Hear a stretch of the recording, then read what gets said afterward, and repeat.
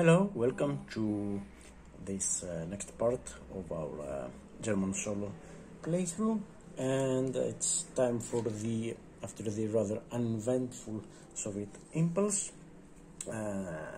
which saw the activation of 69th Army. It's time for the German impulse. I am down to just 2 cards, but unfortunately I have to play one of them. There is a rule that I can skip my impulse if I'm down to just 1 card, so now I have to play one of them. I can't avoid it, but okay. The one is the 40th corpse and the other one is the now eliminated 57th corpse. So as I've said, I tend to keep this card as a last resort, just to be able to react to Soviet movements, and because they're going to get they've got like 6 cards, so they could easily get 4, even 6. No, I don't think they'll get 6, but they can get way more impulses than I do. Admittedly, they've been quite lucky because the cards they've drawn for combat tactics, they were mostly primary cards which get shuffled back, get reused, so they get more impulses out of them. But I mean, that's the way the game is. So I'm holding the this card and I'm playing this one. And what I'll do, I'll play it for the command event, which is let's see, can you see it now? Yeah, well, it's event engineers. Well, it doesn't matter. The event is engineers, and this means that let me find it in the rulebook. Yeah, engineers in 3 non-town, non-city hexes in any combination, place an IP on a supplied German unit or stack, or second, remove an IP from a Soviet unit adjacent to a German unit. So that's quite good. I mean, there are no Soviet units IPs that I would care to get removed, by the way, but I'm thinking of giving my guys a better chance at surviving. I mean, what I'm going to do, well, of course, I think these guys here, second SS, are the primary candidates because they'll bulk of Popov is quite strong, they'll get an attack, and of course these units here, and here are in town hexes, so they're not eligible. I mean, I would probably play this one here, but it's not eligible, it's in a town. These guys already got their improved position. Well, this guy, I would consider this guy here would also be okay. These guys I don't think they're quite strong, they don't need it. And of course, these units in Corpsal, this is also in the city, so it doesn't count. And these units will see some action sooner or later, maybe. These are the units that I'm considering right now. Well, we've got 3 of them, so let's see. I would love to have 4, but okay, it's only 3. So let's see what we can do. So I think, well, yes, these definitely these second SS units there, they'll get improved position. Paying in the giving the Soviets some trouble, actually, by dislocating them, and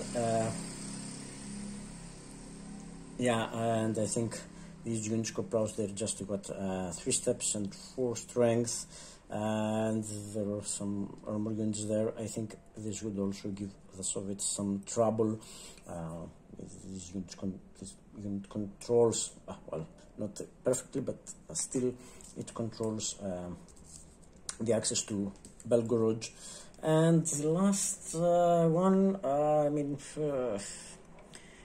Okay, I know what I'll do. I'll give it to these guys here because they're inside artillery barrage zone, logistics X. They protect these dispersed units, and I mean the other obvious candidate would be this guy here, but it's got the river, so even if they attack, they got enough strength to get a tactical value of 7, let's say, in attack. Again, it's better odds because according to the deterrence effects, if all attacking units are across Donetsk river, then the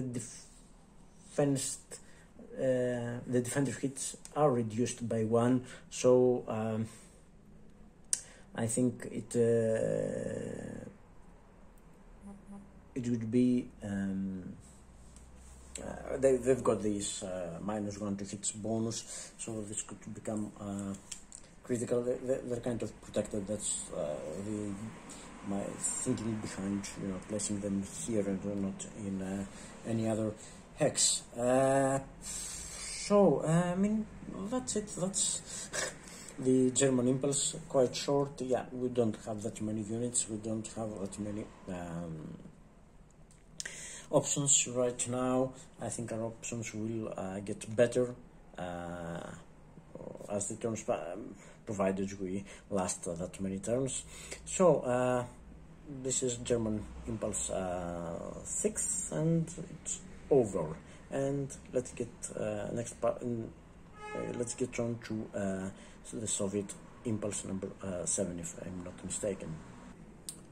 Okay, forgot to mention that in order to receive an improved position, a unit should be supplied and not dispersed.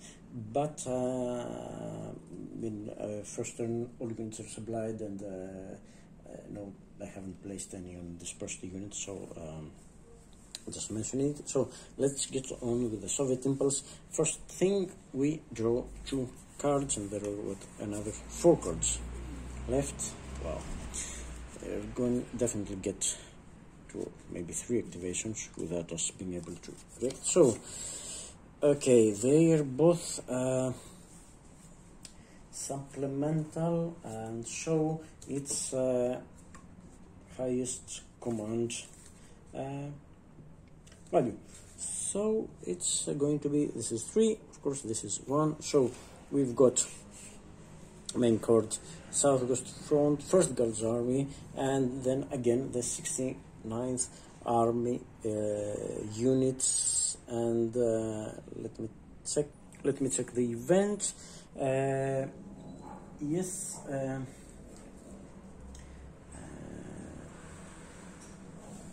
it's no, sorry, I'm looking for event, command event. Okay, turns 1 to 5. It's again a command delay event. So the command delay event, normally if it's an event and you implement it, you get you discard the card. But command delay event means that the card gets shuffled back, and there are 4 or more cards. I mean, just there are 4 cards, so it will get back to the draw pile. And yeah, that's the next activation, next whatever for the Soviets. Well, can do that. So again, 1st Guards Army. Let's see in order. Printed 6 turn, no, it's turn 1, 6 plus, no. And the next one, activate all units in army. And let's see, first of all, let's see the activation check. We've got to have an non-isolated, at least one non-isolated 1st Guards unit on the map. I mean, no units are isolated, then one, so activation is going to happen. And let's go to the area of 1st Guards Army and see what they're going to do. Okay, here they are. 1st Guards Army, written are these 3 units. Here I don't see any no, they're not stacked with of units. I mean, they're in the same area, the same front, of course. And let me remind you that First Guards Army has a special army objective, which dictates their movement and other stuff for the units. And there's a special counter for this. This is it, First Guards Army objective. And according to the rules, it's the first time they get activated. So we have to place it in. We place it in the first hex indicated in the back. At the back of the counter is this, and the first hex is 2102. It's mentioned in the rules. The relevant rule is page 16, line 13, and if I'm not mistaken, 21.2 is, well, no surprises. It's of course Kramatorsk, so these units will gravitate toward our units here. So let's see what happens. I'm placing it underneath. Well, maybe let me move this a little bit so I couldn't find a better okay, just to be able to discern it. So unit placement, and so we have moved the objective. The difference between army objectives and front objectives is that with the army objectives now, as long as it is in play, the army, these units will follow the special movement methods of 926, and it will only be removed from play if it is reached by any Soviet unit. But let me see.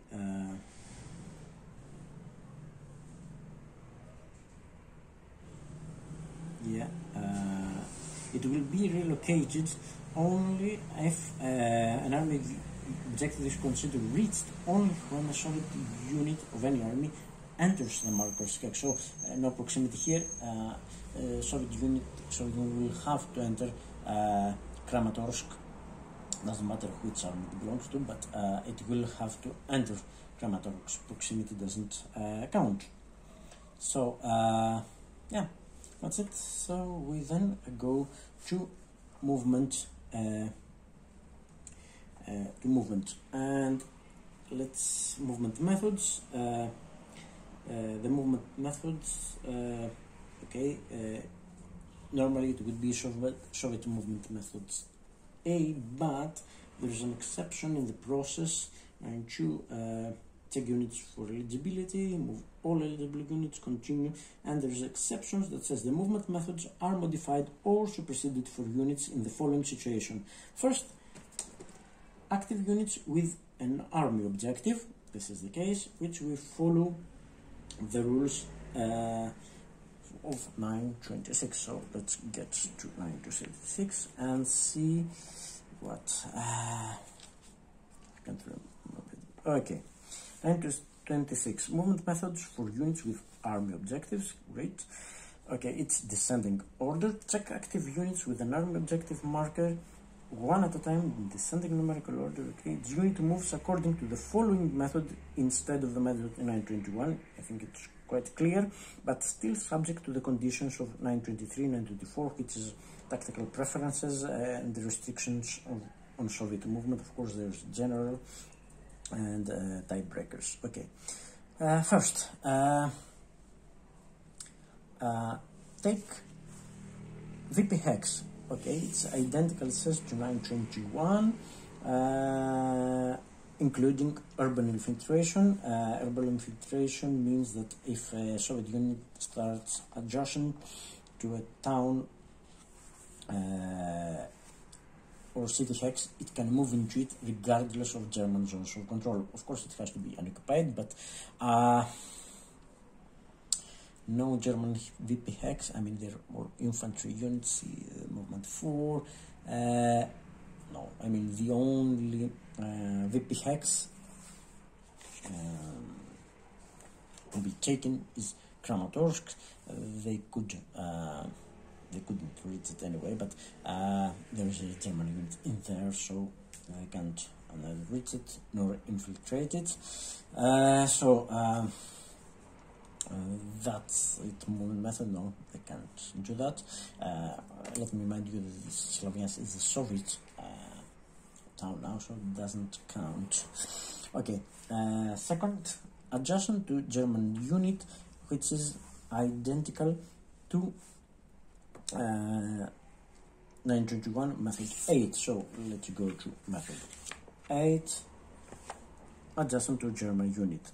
An occupied hex adjacent to German unit and not adjacent to a Soviet unit adjacent to that same German unit. Okay, so it's descending order, and that means that what we got here, this is 2, this is 10, and this is 19, so this will go first. Prefer a hex adjacent to the most German units. I mean, what hexes could they reach? I mean, they could reach 1, 2, they could reach this, which is and not adjacent to Soviet unit, adjacent to the same. No, this doesn't count because adjacent to this, it's already adjacent to this, and the same goes. They could go 2 and 3, but they would be adjacent to this. Where no, so that's not the preference. So I think the only one is here. So it's 1, 2. So it's adjacent to German unit, not adjacent to a Soviet unit adjacent to that same German unit. So yes, prefer a hex adjacent to the most. No, there weren't other choices because as I said, these preferences. This hex is a prerequisite. These don't meet. These hexes don't meet the prerequisite for the method, and I can't see any other unit. Well, in theory, they could get the it's way too. But they would have to play +1, +2 for 3, and or no way of reaching any other unit, and I don't think they would. Okay. There are still subject to conditions, no problem there. By this movement, no German unit becomes proximate to Germantown. I mean, these hexes are still controlled. This hex is controlled by these units here.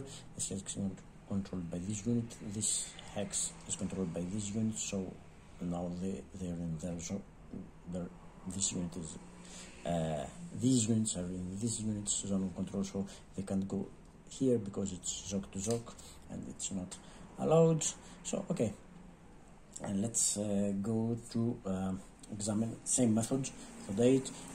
Number 10, can it move to unoccupied hex adjacent and not adjacent to I think same goes here. Answer is no, it can't go to a hex that is adjacent to German unit but not adjacent to a Soviet unit adjacent to the same unit. I mean, all 3 of these units are already adjacent to units, and I mean, if you go there and you're adjacent to this, but you're also adjacent to this. And it has to be occupied and not adjacent to Soviet present to the same German unit. Well, one could argue that if you go, for example, in this hex, then you would be adjacent to this unit, but and not adjacent to this unit, which is adjacent to this, but you're also adjacent to this. So I don't think that's the spirit of the rule. Okay, so and the last. I think the same is for this unit. I mean, it could go here, of course, 1, 2, but it would be adjacent to German units, and it could go 1, 2, 3. Yeah, this unit could go here. There's no restriction for being closer to the army objective or anything. Just let me confirm it. Check units, descend each unit through the following methods. No, it doesn't say anything about being closer. So this unit can reach. Can it? No, wait. It's 1. It's 2. It enters zone of control, and then it here. No, no. Then it would be 1, 2 here, and 3 here, and stop. And yes, it could be here. Adjacent to German unit, not adjacent to Soviet unit, adjacent to the same unit. Yes, this is a valid move. It's 1, it's 2, it's 3. So yes, I think I'll have to execute this move. It's stage 1, 2, sorry, here 3. Yes, it seems a little bit strange getting away from the army objective, but it says it's there. Okay, closer to German unit, identical. Nothing there. Unoccupied hex it is, adjacent, and no preference because the other ones don't apply. If it can't reach this hex, which would be a valid hex. But again, even if it could reach it, the preference is for a hex adjacent to the most German units. So there are 2 units here and just 1 unit there. So it would be in this, but it doesn't. Let me see. Yeah, 2 units here. It doesn't actually matter because it can't reach this hex no matter what. So yeah. So that's method 2, and we've still got a unit to move, and this unit will the method 3 is closer to German unit and army objective. Okay, locate the German unit in or closest to an active to the active army objective marker hex. Yeah, this one. Among German units closest to the objective, prefer the unit in the hex closest to the moving unit, the highest number. Okay, move as close as possible to that German unit, entering hex adjacent to that unit if able. If starting adjustment, no, it doesn't. Okay, so it will move towards this unit, and it will go. It will obviously stop here because it enters zones of control, so it will go 1 and 2 or 1 and 2. It would be closer to this unit and the army objective, of course. And let me see, are there any preferences? Yes, prefer unit in the hex closest to the among German units. No, move as close as possible, entering. So then we have the restrictions. Do any restrictions apply? No, because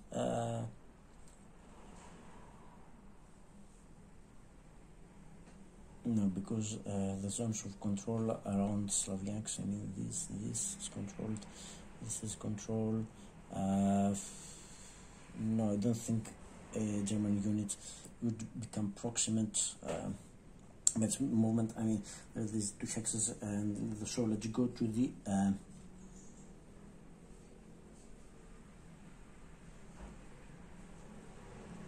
no, because one or more German to become proximate to an empty Soviet hex. No, it won't cause them to become proximate. No. The Soviets have their lines are quite close to, as are ours.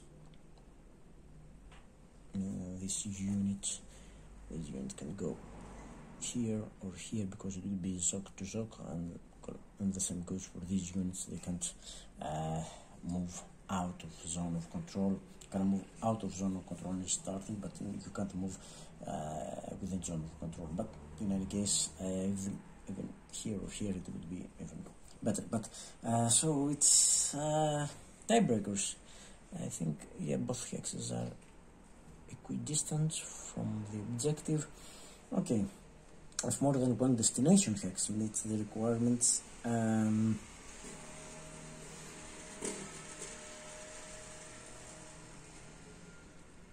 and preferences of the given move closest to the unit's objective marker if in play. Okay, both are equidistant. I mean, here is 1, 2, here is 1, 2. It's the same. An empty hex, both hexes are empty. The hex furthest in the compass direction indicated on the objective marker if in play.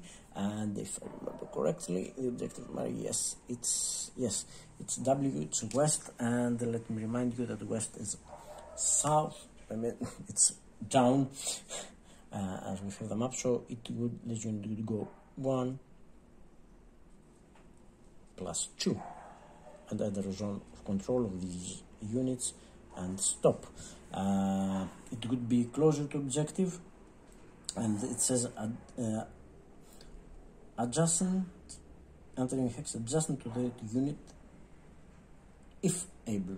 Okay, it's not able, so it's not it's a kind of preference, but it still is closer to objective and as close as possible to fix these a bit. Yes, so yes, and the quest is down. So that concludes the movement method.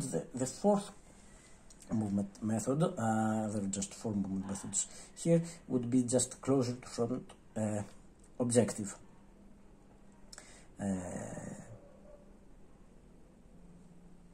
Okay, if not to no objective, then you would move closer to front objective, but I think this covers both situations. So that's the movement, and now let's check for attack checks. Let's go to attack checks and see if we can get an attack.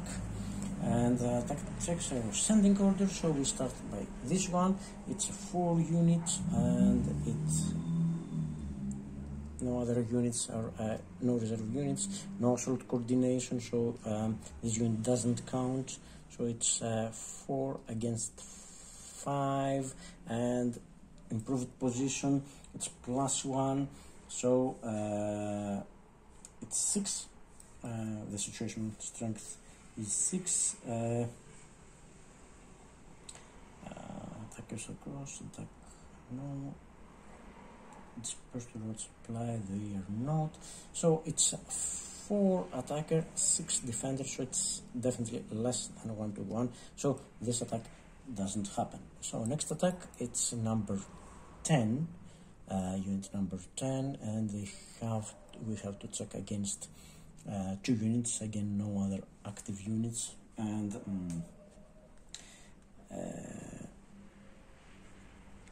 let me see. It's hex. Let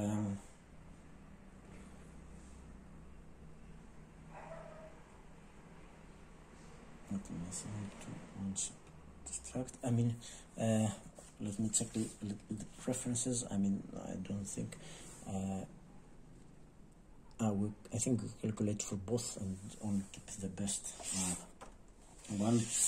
Just let me check it. Just a minute. So we take attack checks.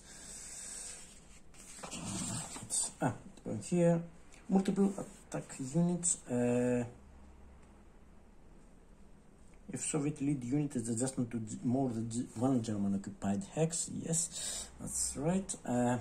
Separately determined all the potential participating units against each potential target and calculate situation for this lead against its target. Okay, you check against both hexes and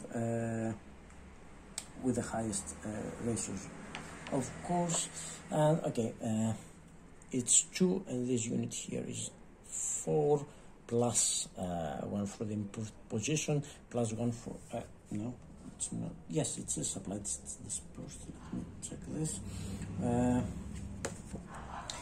Adjusting to supply the unit, yes, it's adjusting to supply the dispenser supply, so it would be 4 plus 1 for the improved plus 1 for the supplied, it will be 6, and yes, 2 against 6, it's definitely less than 1 to 1, so again this attack doesn't happen. And let's check this one. I think this one got better odds. Yes, it's 2 against 2, but okay, let me see, not an improved position, it's adjusting to a German supplied unit, so it's plus 1, it's 3, but all German units in this hex are dispersed, so it's plus 1, so it's exactly 1 to 1. So now we've got to calculate the tactical value. Okay, tactical value, no, it says this, if ratio is greater than 1 to 1, let me see again, if less than 1 to 1, the not is at least, okay, if the ratio is at least 1 to 1 and less than 3 to 1, tactical value. So command card is a 3 value, it's 3, and plus situation strength is not greater than 2 to 1. Artillery barrage, no artillery barrage, this unit luckily is outside the artillery barrage. Attack is supported, yes, so that's a 4, okay, value 4. Only Soviets have armor, no, the other way around.